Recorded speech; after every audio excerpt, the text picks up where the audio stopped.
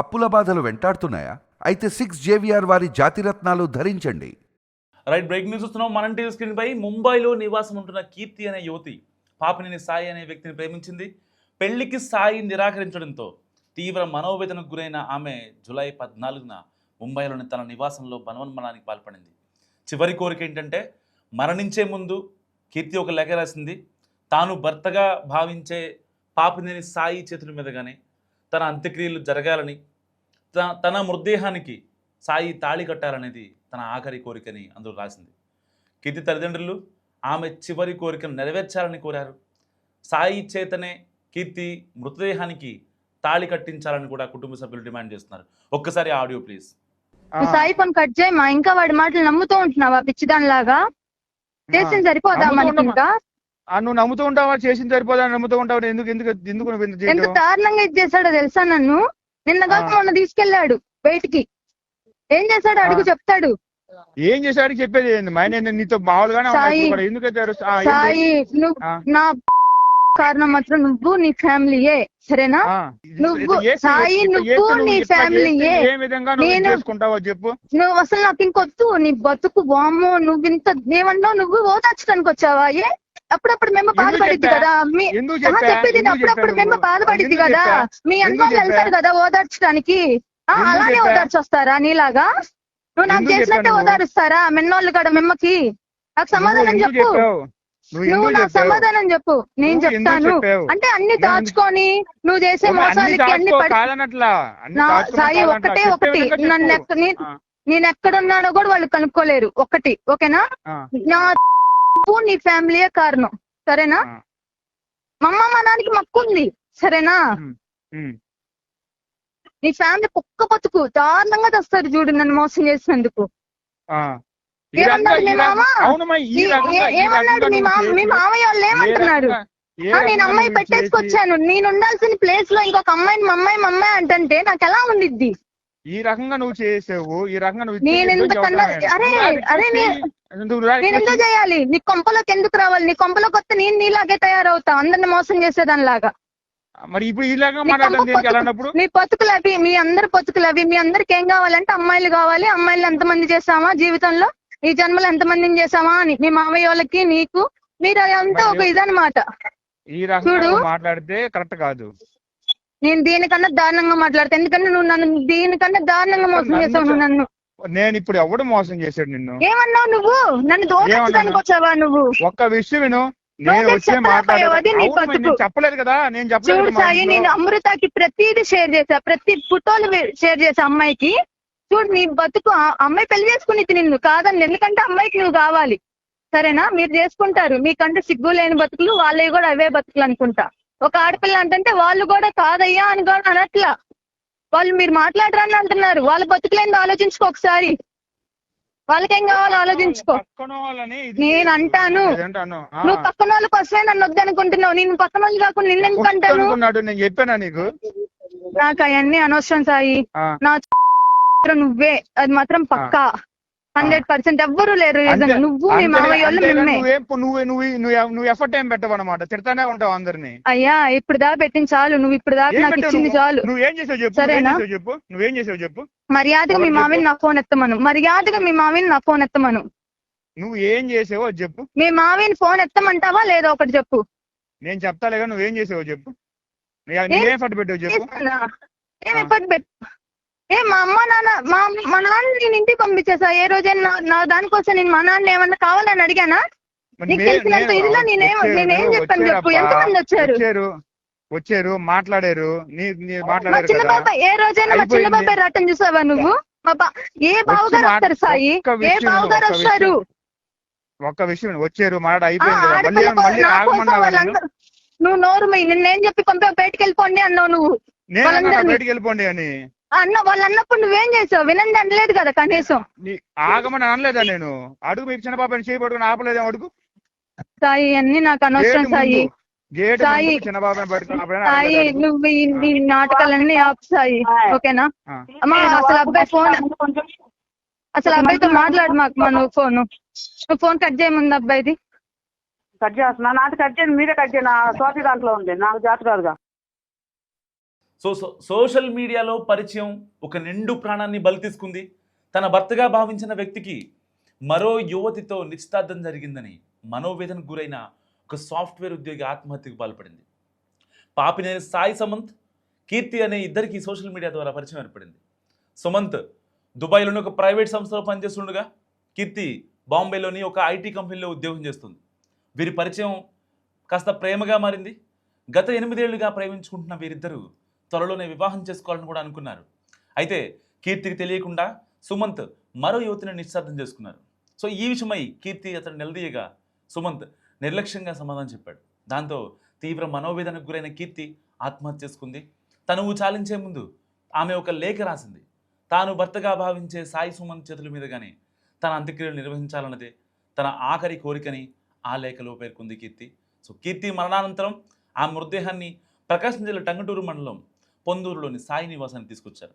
So చనిపోయిన కీర్తి మెడలో సాయి తాళి కట్టాలని, ఆమె అంత్యక్రియలను అతడే జరపాలని బాధితుల తల్లిదండ్రులు, బంధువులు అక్కడ ఆందోళన దిగారు.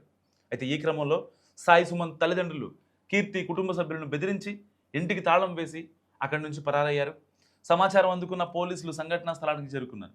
బాధిత కుటుంబ సభ్యుల ఫిర్యాదు మేరకు కేసు నమోదు చేసుకుని పోలీసులు దర్యాప్తు స్టార్ట్ చేశారు. బాంబేలో నివాసం ఉంటున్న కీర్తి ఒక ఎంఎన్సీ కంపెనీలో సాఫ్ట్వేర్గా వర్క్ చేస్తుంది. గత కొద్ది రోజులుగా సోషల్ మీడియాలో పరిచయమైన సాయితో, వీడికి సాయి కాదు నిజంగా వీడు ఒక్క సాయి అని చెప్పాలి. సో ఎందుకంటే ఆ అమ్మాయిని సోషల్ మీడియా ద్వారా ట్రాప్ చేశాడు.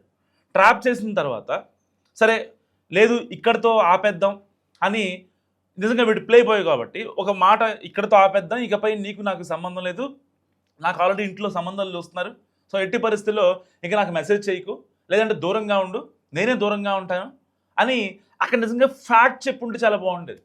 అమ్మాయి చాలా హ్యాపీగా ఫీల్ అయ్యేది.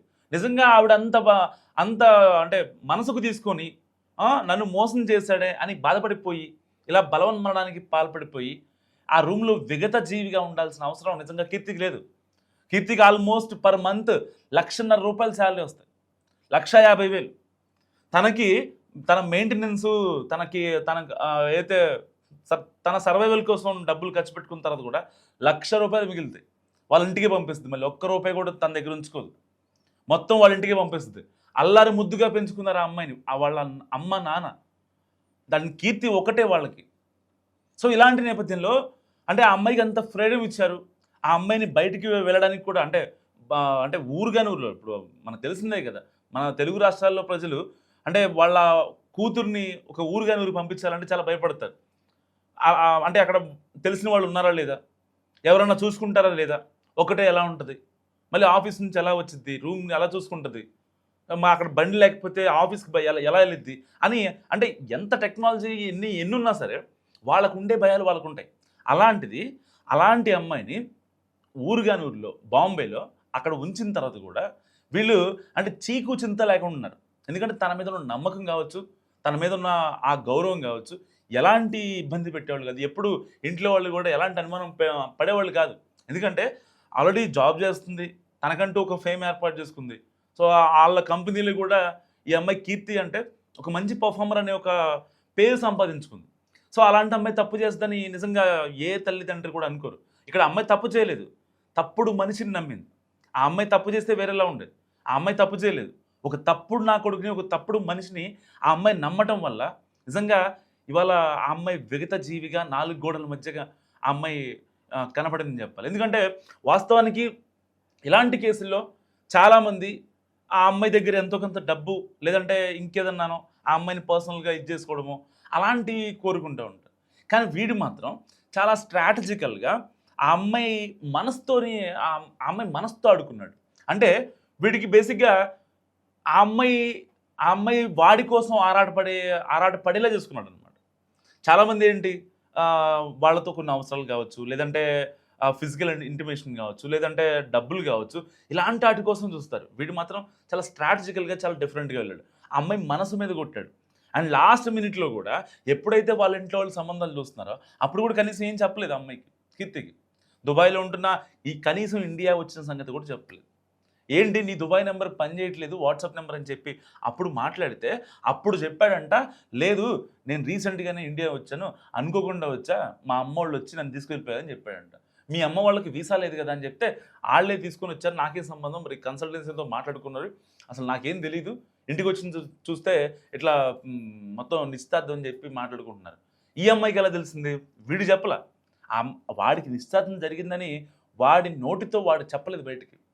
ఎవరో వీడిని ఇన్స్టాగ్రామ్లో కొలాబరేషన్ చేస్తే అక్కడ కనిపించిందంట వీడు వేరే అమ్మాయితో నిశ్చితార్థం చేసుకున్నటువంటి పిక్స్, ఏది అక్షంతలు వేసుకుంటూ ఉంటారు కదా, అలాంటి పిక్ కనపడటం ఒక్కసారిగా వీడికి మెసేజ్ చేసింది.